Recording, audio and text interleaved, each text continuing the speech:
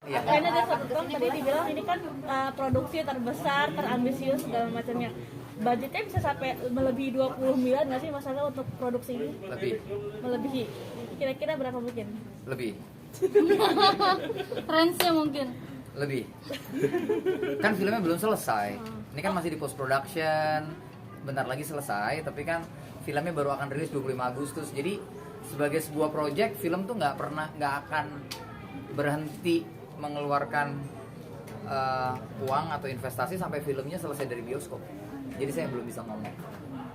Lagi bakal ada sequelnya tadi kan udah ada teaser dari apa namanya Umay sampai jilid 14. Nonton dulu aja ya. Nonton dulu. baru ngomongin sequel ya. Mas Angga sempat kesulitan nggak sih mencari barang-barang seperti truk, mobil yang seperti itu ya? Kita tuh ngancurin berapa belas mobil ya? 12. Hancur penyapit. Hancur 12-an. Hancur 20-an. Oh, 20-an. Saya salah ngitung. Ada 20-an mobil hancur dan mobil-mobil baru. Ya tentu nggak mudah karena nyari mobil yang dan kemudian kan mobil-mobil itu kan nggak, maksudnya semua adegan-adegan ini kan nggak cuma sekedar kita hancurin. Jadi kita mesti bikin alat pengamannya segala macam dan hal-hal yang lain gitu. Jadi ya saya pikir film ini bisa dibilang bukan film yang mudah, tapi film yang sangat menyenangkan dikerjakan gitu. Mas Angga, ada nggak sih kita melibatkan kayak para kurator seniman gitu saat membuat film ini? Itu dibincang nggak sama para kurator seniman gitu? Dan seberapa intens gitu Mas bicara sama mereka? Saya ketemu sama beberapa orang dan ngobrol ya, maksudnya konteks bicaranya lebih ke waktu saya riset tentang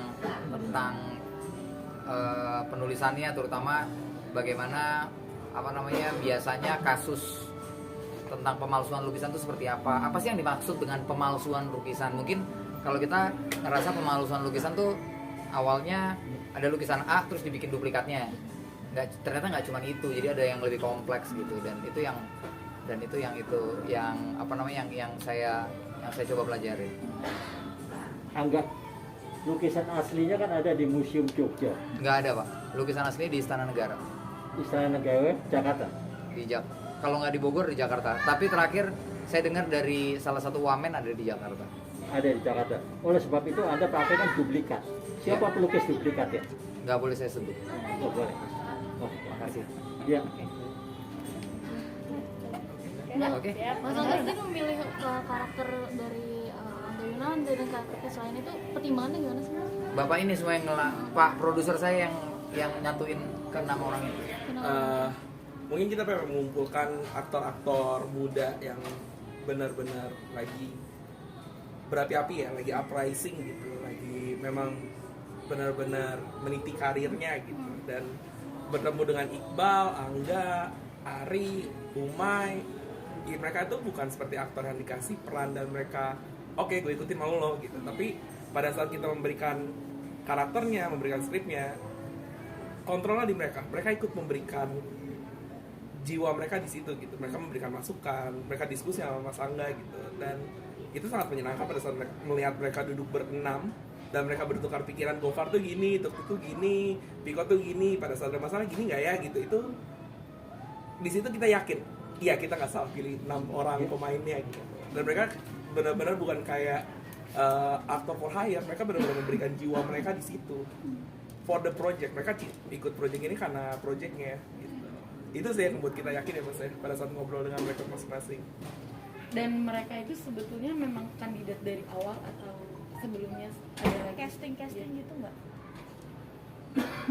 Kalau casting kita mungkin nggak seperti casting yang diketahui ya, mungkin dikasih skrip terus kita coba dibaca dialognya enggak gitu. Tapi pendekatan kita lebih personal dan kita ngobrol bareng, bertukar pikiran, memberitahu bahwa tahu nggak Raden Saleh dan sebagainya, tahu nggak kalau gini-gini, dan nyambung satu visi tentang bagaimana caranya membuat film dan sebagainya. Di situ kita yakin baru kita move on ke next step gitu. Bukan casting kayak kita taruh kamera, iya nih dialognya coba dibaca, nggak kayak gitu. Kita pikir memang kita ngobrol sekitar 2 jam, 3 jam ngobrol. Kalau kita ngerasa visionnya sama, go ahead gitu. Mas Angga tambahan soal tadi yang dibilang Iqbal fobia, terus akhirnya Mas Angga yang apa ya bikin Mas Angga omongan apa mungkin meyakinkan Iqbal buat bisa yuk melakukan fobia ketinggian dari tangga 6 ini sendiri, Mas Angga? Sebenarnya kan waktu pas saya mau bikin adegan itu saya sebelum saya nulis saya ngobrol dulu sama Iqbal di ruangan saya. Nanti saya mau bikin ya kira-kira Piko loncat dari gedung ke gedung gitu. Pas lagi lari. Oh iya oke. Terus waktu pas lagi eksekusi dia baru ngasih tahu kalau dia fobia ketinggian. Tapi ya apa namanya, karena buat saya relasi antara aktor sama sutradara itu yang penting trust ya. Jadi dia percaya sama saya percaya sama dia. Terus kita nge-setup semuanya, safety-nya dengan sangat proper. Ya akhirnya kejadian gitu. Kepercayaan itu sendiri akhirnya bikin Mas Angga oke mau pakai stuntman nih gitu. Ya kan sebenarnya kita punya bilangnya bukan stuntman ya, kita punya body double. Jadi dia nyoba dulu baru habis itu Iqbal yang nyoba. Iqbal yang ngelakuin. Jadi kita kayak ada Dulu, gitu. iya harus contohin dulu. Kalau nggak safety. Jadi Iqbal harus di-train sama body double-nya dia gitu. Berapa lama mungkin lihat percobaan tersebut? Itu syutingnya cepet kok, cuma 4 jam ya. Berarti bisa dibilang itu adegan spontan ya? Karena tadi Nggak Iqbal bilang spontan. nggak ada, maksudnya Iqbal tadi dibilang di skrip nggak ada. Ada di skrip. Tadi salah dengar, Iqbal bilang walaupun di skrip ada, dia nggak expect kalau tingginya setinggi itu. Gitu. Ternyata tinggi banget. Lantai 6 berarti ya sudah Sekitar 78. 78. Karena benar-benar di rooftop. Terima kasih. Oke, thank you.